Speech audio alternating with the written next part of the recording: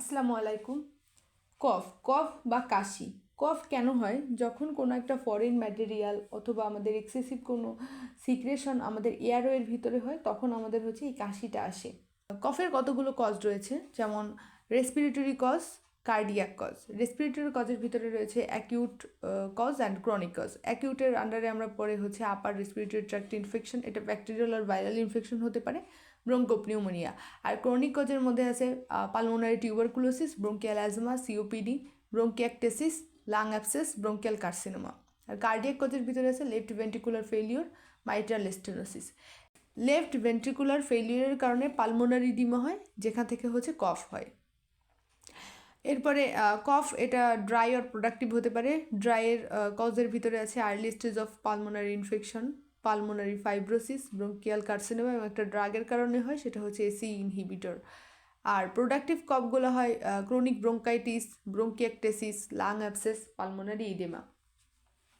এখন একজন পেশেন্ট যখন কাশি নিয়ে আসে, তখন তাকে আমরা কতগুলো প্রশ্ন করি যে আপনার এই কফের যে ডিউরেশন, অর্থাৎ কতদিন ধরে আপনার কফটা হচ্ছে, এবং এটা কি প্রতিদিন একইভাবে হচ্ছে, এবং কাশি দেওয়ার পরে আপনার গলাটা কি ক্লিয়ার হচ্ছে, অর্থাৎ থ্রোট ক্লিয়ারেশন হচ্ছে কি না। দেন আপনার কাশির সাথে কিছু কি বের হয়, অর্থাৎ তার স্পুটাম প্রোডাকশন হচ্ছে কিনা, এটা জিজ্ঞেস করি। রক্ত পড়ে অথবা হিমোপ্টাইসিস হয় কিনা, এটা জিজ্ঞেস করি। দেন অনেক পেশেন্ট আছে স্মোকার, এক্ষেত্রে আমরা ক্রনিক ব্রঙ্কাইটিস, লাং ক্যান্সারের দিকে যাব, এবং তার এর সাথে আর কোনো অ্যাসোসিয়েটেড সিমটম আছে কিনা, যেমন হুইস থাকতে পারে, হার্ট বার্ন হতে পারে, যেমন গ্যাস্ট্রোইসোফেজিয়াল রিফ্লাক্সের কারণে অনেক সময় কিন্তু কফ হয়। দেন তার ভয়েসটা চেঞ্জ হতে পারে, এটা ল্যারিঞ্জিয়াল কজের দিকে যায়। আর একটা ড্রাগ, যেটা আগে বলেছি, যেটা এসি ইনহিবিটর, এইটার কারণেও কিন্তু কফ হয়। তো ড্রাগ হিস্ট্রি আমাদের এক্ষেত্রে নিতে হবে। দেন একটা টার্ম রয়েছে, সেটা বোভাইন কফ। যেমন ধরা যাক একটা প্যাশেন্ট, সে লেফট হাইলাম ম্যালিগনেন্সি নিয়ে আসছে। তো এক্ষেত্রে তার হয় কি, লেফট রিকারেন্ট ল্যারিঞ্জিয়াল নার্ভ এটা ড্যামেজ হয়ে যায়, তখন লেফট ভোকাল কর্ড এটা প্যারালাইসিস হয়ে যায়, তখন গ্লটিসটা আর আমাদের ক্লস করতে পারে না, অর্থাৎ এটা খোলা থাকে। তখন ওই প্যাশেন্টের যে কাশিটা হয়, সেটাকে আমরা বোভাইন কফ বলি। তো নর্মাল কফ আর বোভাইন কফের মধ্যে পার্থক্যটা নর্মাল কফে আমাদের গ্লুটাসটা প্রথমে বন্ধ থাকে, এরপরে খুলে যায়, এবং আমরা কাশি দিই, এর সাথে আমাদের কিছু স্পুটাম বা আদার্স মিউকাস এগুলো বের হতে পারে, ফরেন পার্টিকেল বের হতে পারে। কিন্তু বোভাইন কফের ক্ষেত্রে গ্লুটাসটা যেহেতু মানে ক্লোজ করতে পারে না, সো এক্ষেত্রে শুধু একটা শব্দ হয়। এরপরে ধরি কোনো একজন পেশেন্ট আসছে, তার কয়েকদিন থেকে কয়েক সপ্তাহ ধরে তার খুবই কাশি, এক্ষেত্রে ভাইরাল ব্রঙ্কাইটিসের দিকে যাওয়া যায়। আবার কোনো পেশেন্ট যদি 3 সপ্তাহর বেশি কাশি নিয়ে আসে, তবে অবশ্যই তার কিন্তু রেসপিরেটরি ডিজিজ হয়েছে। দেন কালারের ক্ষেত্রে যদি বলি, যেমন অনেকের কফ ইয়েলো আর গ্রিনিশ কালার হয়, এটা কিন্তু তার কোনো একটা ইনফেকশনের কারণে হয়। দেন স্পুটাম আর স্যালাইভার ভিতরে একটা পার্থক্য আছে, যে স্পুটাম বেসিক্যালি কীভাবে তৈরি হয়। ল্যারিংসে যে আমাদের এয়ারওয়ে ফ্লুইড ল্যান্ডিং কোড থাকে, ওই যে ফ্লুইডটা, ওটা তখন আমাদের ল্যারিংসে অ্যাসেন্ট করে। দেন আমাদের যে আপার রেসপিরেটরি ট্র্যাক্টের যে সিক্রেশন, স্যালাইভা, এগুলো একসাথে মিক্সড হয়ে আমাদের সোয়ালোয়িং হয়, এটা স্বাভাবিক ক্ষেত্রে।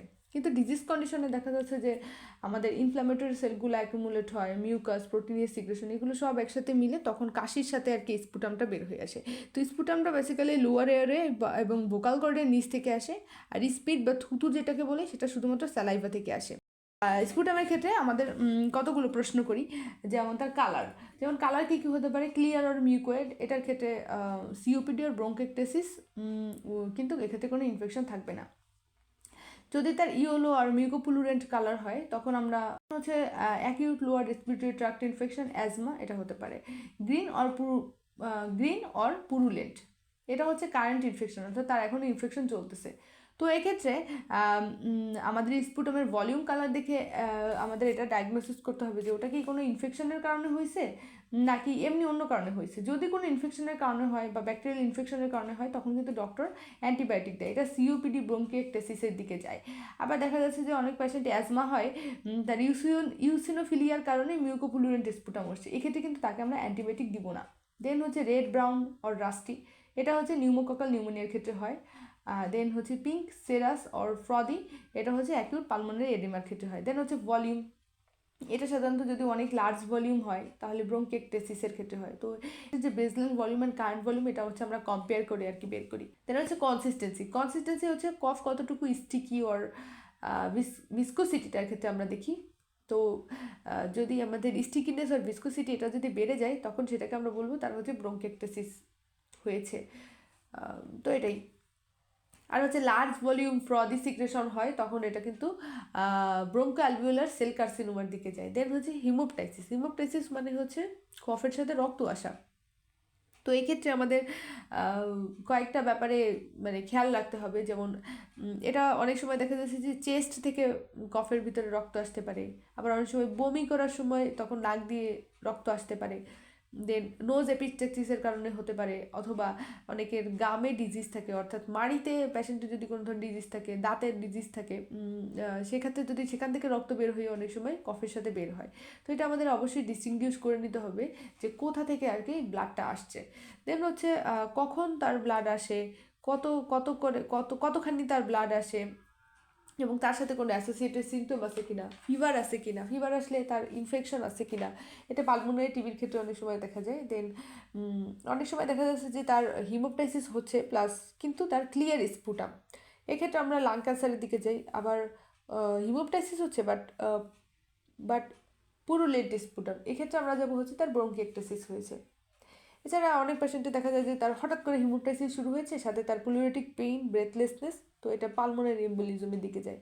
আবার দেখা যায় যে হিমোপটাইসিস অনেক লার্জ ভলিউম, মানে 20 মিলিলিটারের চেয়ে বেশি হয়েছে, এক্ষেত্রে কতগুলো কজ আছে, যেমন lung cancer, bronchiectasis, cavitary disease, যার ভিতরে পালমোনারি টিবি পড়ে, pulmonary vasculitis, pulmonary artery venous malformation. হিমোপটাইসিসের কতগুলো কজ রয়েছে, যেমন respiratory cause, cardiovascular, blood disorder. তো রেসপিরেটরি কজের ভিতরে আছে pulmonary TB, bronchial carcinoma, bronchiectasis, lung abscess, COPD, acute bronchitis. আর কার্ডিওভাস্কুলার যেমন acute left ventricular failure, mitral stenosis. আর ব্লাড ডিসঅর্ডারের ভিতরে লিউকেমিয়া, হিমোফিলিয়া।